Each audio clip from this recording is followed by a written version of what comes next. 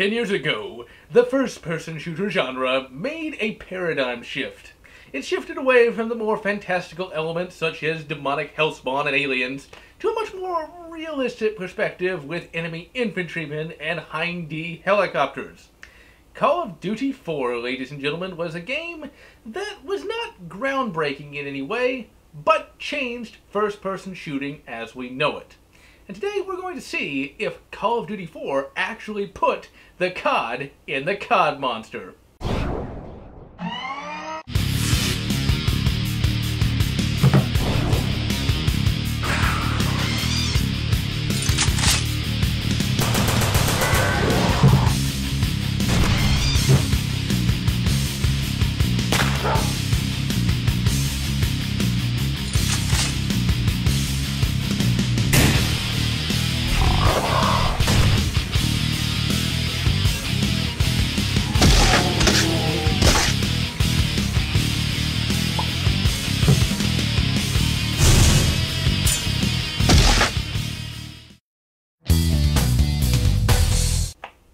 Good day, ladies and gentlemen. I came very late to the Call of Duty franchise. I was aware of it way back in 2003, but I never played it. It wasn't until 2009 that I would finally give the Call of Duty franchise a shot. That's right, ladies and gentlemen, my very first Call of Duty game was indeed Call of Duty 4 Modern Warfare. This is actually my original copy that I picked up in December of 2009. Now, the Call of Duty franchise is one that is absolutely legendary. There are many things said about it, some true, some not. Ultimately, back in 2009, I considered the Call of Duty franchise to be... that's right. High praise, coming from someone who thought that Quake 4 was too modern. So now, let's pop in the old Call of Duty 4 disc and see just why it is a classic. First and foremost, forget what you know about later modern military shooters. Call of Duty 4's name is truly earned, as it really is the fourth Call of Duty game. It follows on perfectly from the earlier Call of Duties. Yes, the game introduces more scripting, but it has not nearly as much as later modern military shooters. The scripting serves the game, not the other way around.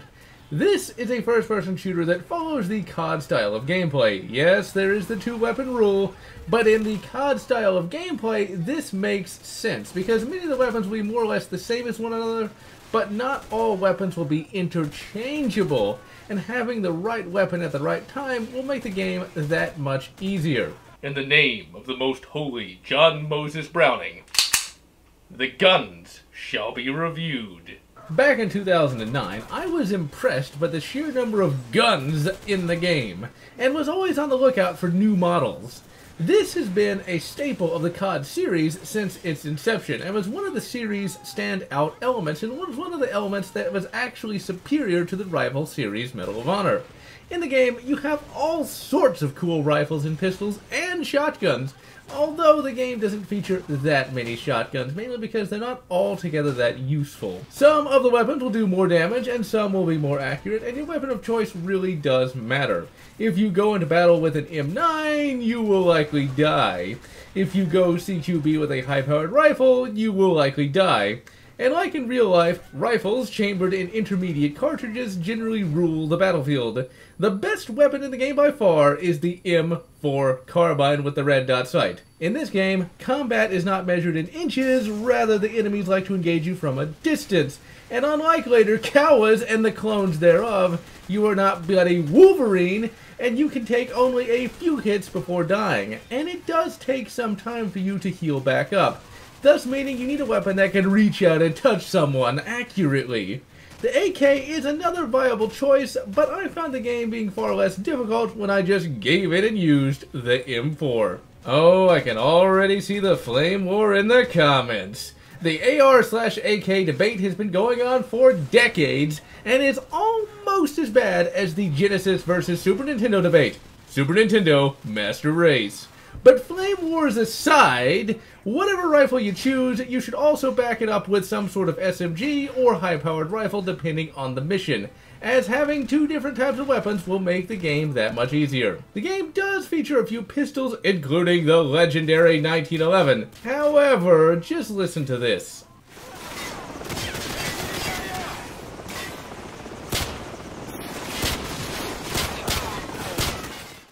Blasphemy! Blasphemy, I say! No 1911 has a report that weakened Wimpy, not even a 9mm 1911. To portray a 1911 as that weak and wimpy is to invite the wrath of the mighty John Moses Browning himself. But blasphemy aside, the 1911 and the rest of the pistols are not at all useful, as they have limited range and stopping power, and you are better served with something a bit larger. As Call of Duty 4 is still a Call of Duty game, you have some items that you can access. You got some C4 and a couple claymores. These are only useful in certain parts of the game, and most of the time I never even use them.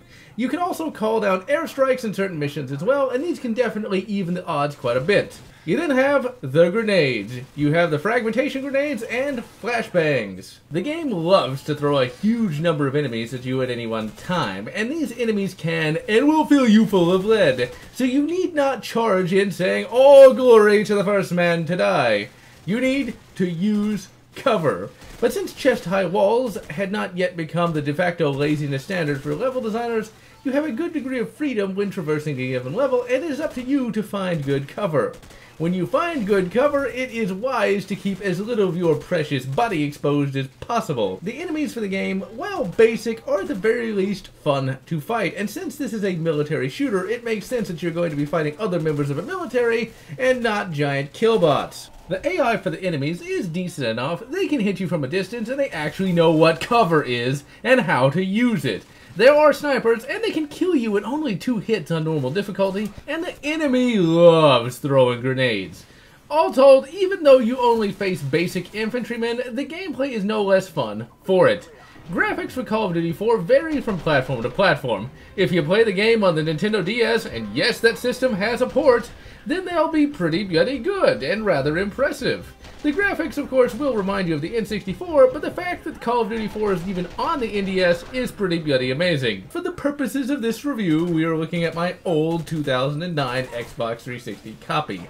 The graphics in the Xbox 360 version look good enough, but the game is significantly lower res than the PC version. In 2009, I wouldn't have noticed in the slightest that the game was low res because the TV and the title art was what I played my Xbox 360 on at the time. It was a 2004 20-inch RCA tube TV, and I used just basic RCA cables on it, not even S-Video. So on something like that, the game looked just fine. But on a 23-inch PC monitor, yeah, the game is pretty noticeable at having low resolution.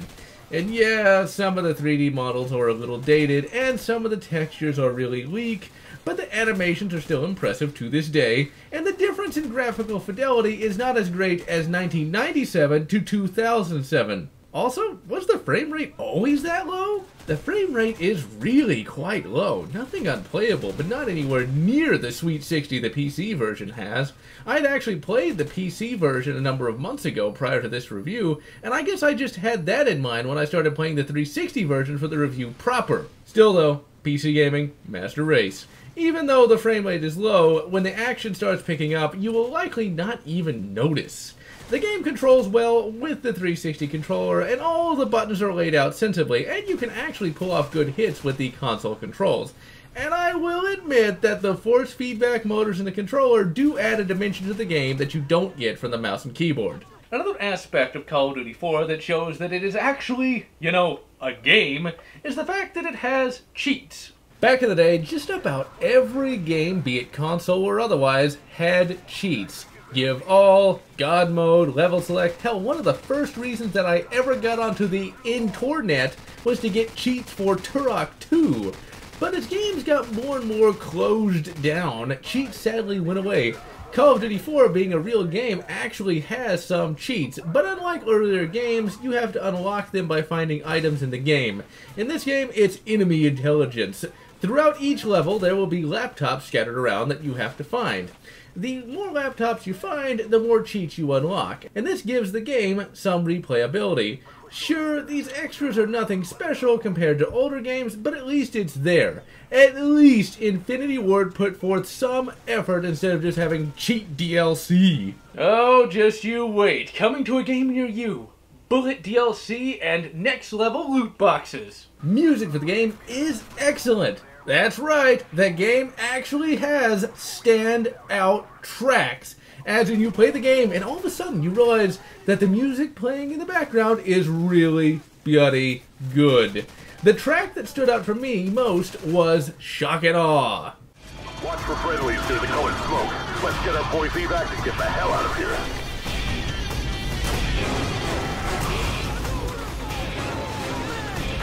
This LV is too hot. We'll circle back in 3 minutes. Now today, we're going to be primarily focused on the single-player experience, but I want to take a look at the multiplayer for a moment. I played Call of Duty 4's multiplayer a grand total of once, and then I never played it again. The end. But seriously, when I tried to play it, it was around 2010/11. The servers were dead as the game had long since been discarded for Modern Warfare 2. And I found myself primarily playing Modern Warfare 2 and 3's multiplayer. In my experience, at least, the vast majority of games you will find on Xbox Live will be Team Deathmatch, take no prisoners, comrade. If I had a gamer point for every time I heard that, I would have as much as Achievement Hunter. And I would imagine that Call of Duty 4 was much the same as Modern Warfare 2 and 3 in terms of its game types.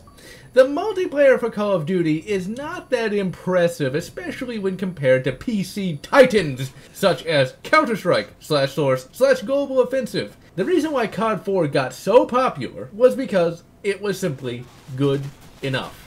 2007 was the year when a variety of changes hit the gaming market. The Xbox 360 and PS3 were rising in popularity. Broadband internet was getting more and more widespread, and at that time, consoles were still really easy for non-tech-savvy individuals to use. And with an Xbox 360, all you had to do was pop in a game, and the machine did the rest. To get on the internet, you didn't have to do anything but put in a credit card number. Despite COD 4 not having groundbreaking multiplayer, it did have easy to get into multiplayer, and thus gamers who might otherwise have been turned off of serious hardcore gaming due to expensive complexity now had an option. Back in 2007, it was all about eliminating the barriers to play, and thus increasing the market share, and as we can see now, it worked.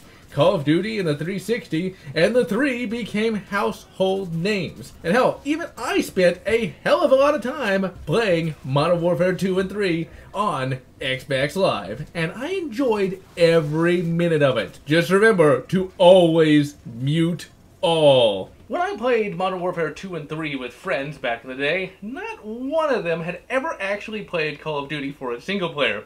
Not because they were filthy casuals, rather because they felt that the Call of Duty story never really had much to offer. It was just boring military action. And while this is true for many of the Call of Duty games, Call of Duty 4, on the other hand, actually had good writing. It actually had effort put into it. So with that, let's take a look at its story. My biggest complaint when it comes to Call of Duty 4 is that it starts off way too slow. There is no hook mission where you are dropped right into the thick of it. Instead, you start up with a horrifically dull tutorial. Now, COD 4 would not be the first game to do this. One of my top tier FPS games, Area 51, did the same exact thing, and I don't hold that against it.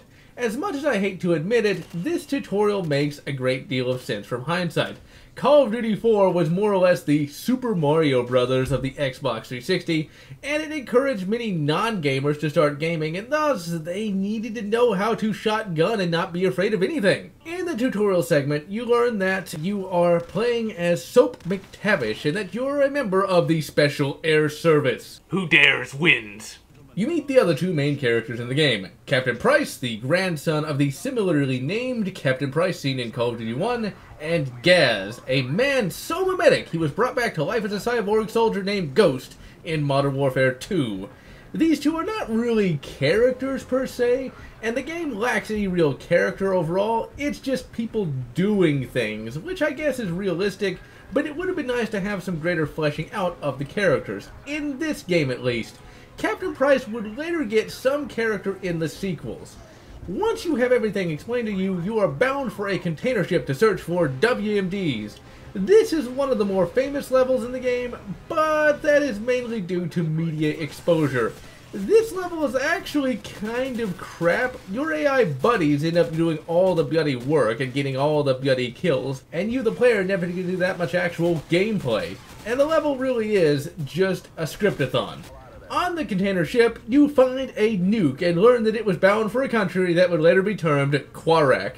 But for the purposes of this review, we're just going to call it what it is, not Iraq. After the container ship mission, we then have a segment that would become a staple of COD games.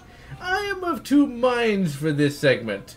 You play the role of not Iraq's previous president, meaning you sit in the back of a car for a long time. This is immersive to a degree, and it is an interesting way of showing the game through someone else's eyes, but back in 09 and today, I just found it to be rather dull, especially since we know nothing of this guy's character or history, and in the end, he just gets executed. It failed to immerse me into the world, and all I wanted to do was just get on with it! After the scene, we get some gameplay. This time, we are back in the boots of Soap, and you have the objective of saving a Russian informant. In this game's world, the Russians are having a civil war again, and the various nations of the world are trying to intervene. You have the Russian loyalists and the Russian neo-Soviet ultra-nationalists. Ultra-nationalists bad, loyalists good. This mission is where the game really begins, and I think that the game would have been much better if this would have been the first mission. This is where the trademark COD gameplay really comes to the fore, and there are a number of really fun shootouts to be found. And you eventually rescue the informant. But where the game really gets good is when the Americans yo-jo it onto the scene. Seriously, ladies and gentlemen, this scene right here has got to be one of the top 20 gaming moments. You now pick up the M4 of Marine Semper Fi, Sergeant Paul Jackson, who for some reason doesn't do much in the way of leading troops and acts more like a lone wolf, but whatever, this is Call of Duty, not Rainbow Six. He yo-jos it into Iraq with the reasonable Marines. This invasion scene is not super flashy with massive explosions or anything like that, just a bunch of Army Black Hawk helos flying into enemy territory. This is an effective scene that will stick with you for years. The American levels are where the game kicks into high gear, with shootouts aplenty, with the best one being in the TV station. Back in 2009, I died so many times during this segment. There are troops on the ground and on the second floor, and they love spamming grenades. If you are playing this for the first time, expect to die, and die a lot. You storm the top of the TV station in search of not Saddam, and fail to find him. Then you get sidetracked by a stuck pig. War pig, that is. The Bog is likely the second best level of the game. You have to save a stuck M1A2 Abrams tank. You have to fight off waves of enemies and then blow up a couple of ACAC guns so that the helos can arrive to help.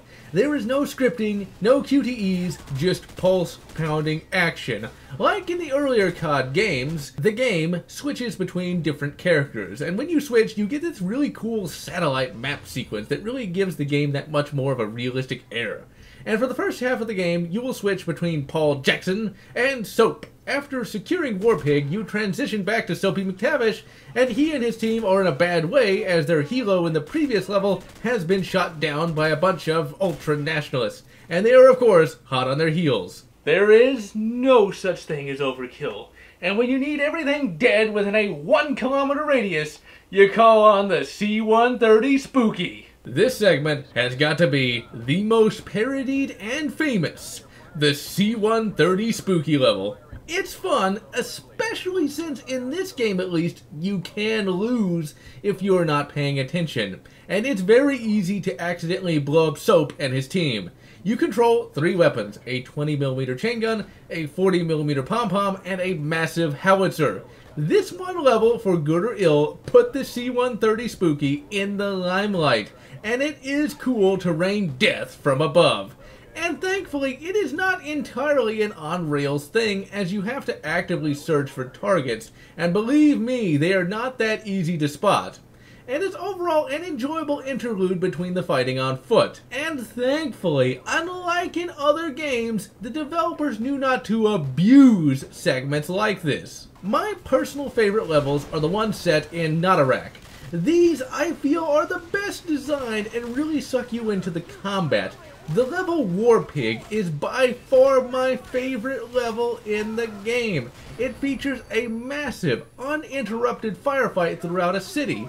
There are enemies everywhere, and you really have to keep your head on a swivel. War Pig does more than just sit there looking cool, and will be shooting various buildings, and the level ends as awesome as it began, with War Pig shooting an Iraqi T-72 through a building. By now, we all know about the major Call of Duty 4 moment, the nuking. Now, for the longest time, I thought it was simply okay. Not amazing, just okay. Well, after replaying it again, the nuking was and is a majorly effective moment. Everything in the American campaign builds to it, and the game gets your hopes up that you might be able to escape it, only for you to die after getting cooked with enough rads to light up Houston for a week.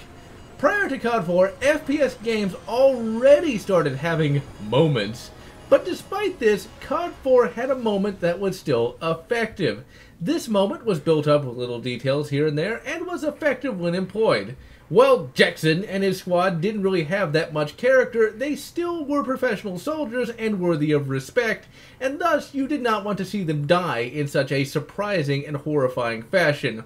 While I wouldn't rate this as a #1 gaming moment, I would put it in the top 10. After the nuking, there are no more American levels, and the game leaves Notarak permanently for Russia. And for the rest of the game, you play as Soapy McTavish. Except for one other level, but we will get to that one in a moment. These later Russian levels are far less linear and scripted than the earlier ones, and these actually feature my third favorite level, Safe House. In this level, you are searching for not Saddam, because you didn't really expect him to blow himself up, did you? In this level, you have to fight through 3 different houses, and you can choose any of these houses at any one time. Yeah, this isn't a massive level, but it still allows you to really get immersed into the Call of Duty combat. You eventually find not Saddam, and learn that a different villain was behind it all, Makarov. How could you? This, of course, triggers a flashback, because Captain Price had actually faced Makarov in his youth. This flashback level is absolutely excellent. It introduces the mimetic character of Captain Macmillan. This level is set in Pripyat, Ukraine, and the whole level is enjoyable from start to finish. And the gameplay varies it up a bit. You have normal combat, and then you have sniping. This level would also mark the very first time I ever heard the term Coriolis effect.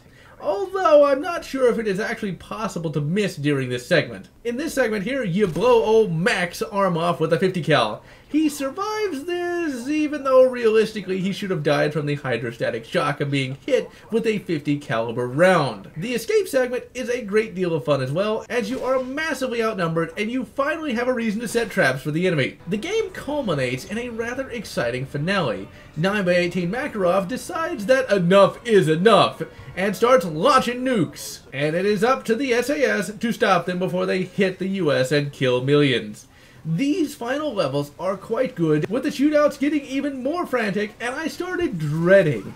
I dreaded the last level. That's how you know you have a classic, when almost 10 years later, someone can remember a part of the game that kicked their ass. So you break into the missile base so that you can input the abort codes into the launch computer. This final mission has tough enemies, level architecture that makes finding and engaging enemies tough, and to top it all off, there's a time limit.